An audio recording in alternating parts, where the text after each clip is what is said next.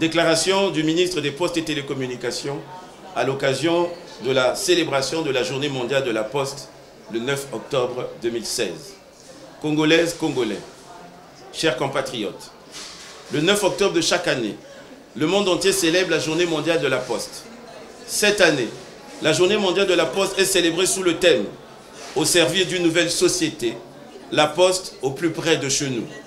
Sous ce thème, l'Union postale universelle, qui vient de tenir son 26e congrès du 20 septembre au 7 octobre à Istanbul en Turquie, par le biais du directeur général du Bureau international, nous délivre un message d'espoir et d'optimisme pour le développement des postes du monde.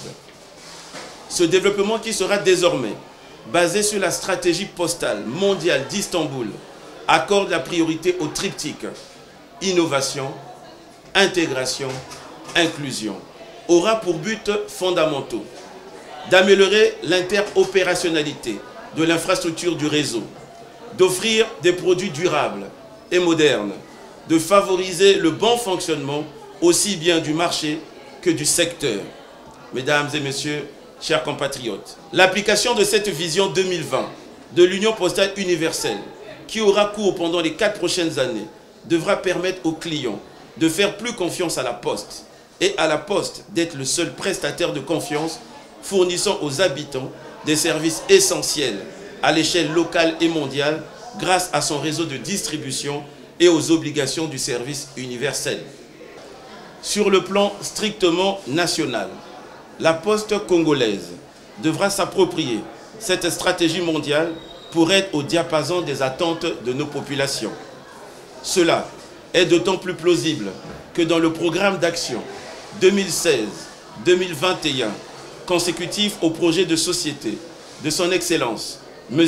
Denis Sassou Nguesso, président de la République, j'ai cité la marche vers le développement, la concession du service postal universel figure en bonne place.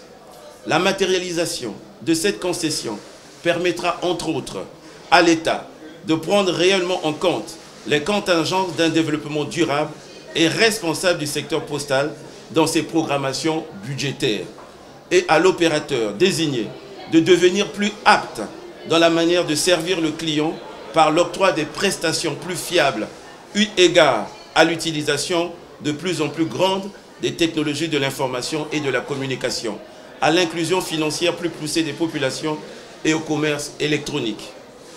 Parallèlement, l'existant devrait être réhabilité et rendu opérationnel. Dans cet élan de modernisation, le secteur postal privé ne doit pas sombrer dans la léthargie, bien au contraire. À la faveur de l'ouverture du secteur postal à la concurrence et de l'éclosion du numérique, il devra tenir toute sa place dans le développement des échanges au Congo.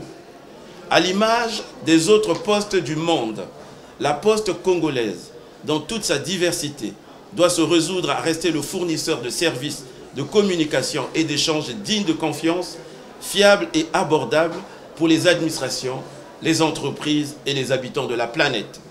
C'est dans cette optique que nous organiserons la semaine de la Poste, pour que la Poste congolaise, d'une manière générale, et la Société des Postes et de l'Épargne du Congo, la SOPECO en particulier, soient au plus près de chez nous. Vive la Journée mondiale de la Poste, je vous remercie.